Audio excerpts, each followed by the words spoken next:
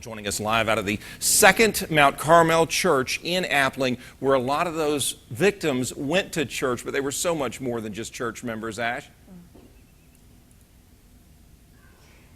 Brad, you could really sum it up with one word, and that's family. Sunday, it was extremely hard for church members, family, and friends to wrap their heads around what had happened Friday night and why this mass shooting took place. A church that was once filled with joy, love, and praise is now filled with sadness and confusion, now that 5 of its members are no longer part of the congregation after a mass shooting Friday night. They were pillars of the community. They were very nice people, very loving people, very giving people. Of course, Mother Reba being an elderly lady, 80-plus years old.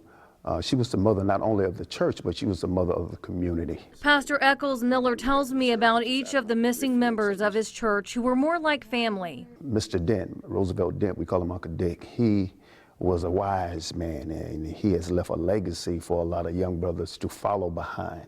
Very family-oriented man, very well respected. Pastor Miller says 31-year-old Keelia Clark, who also died that tragic night, had her whole life ahead of her.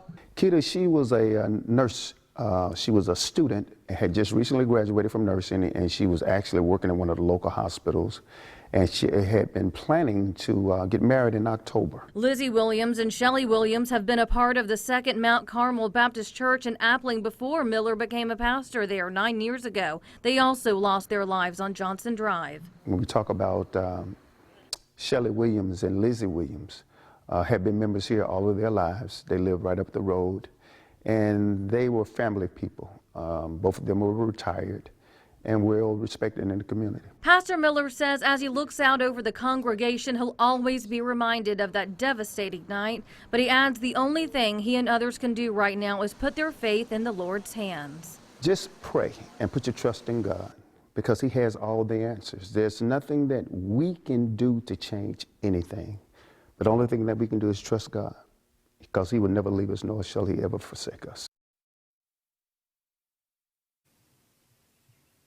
The church, along with Friendship Ministries, is holding a vigil. It's Wednesday around 7:15. It's at the King Villa neighborhood where one of the shootings took place. And they're asking for everyone to bring a white balloon filled with helium so they can release them in honor of the victims who lost their lives that day. Brad, Jenny?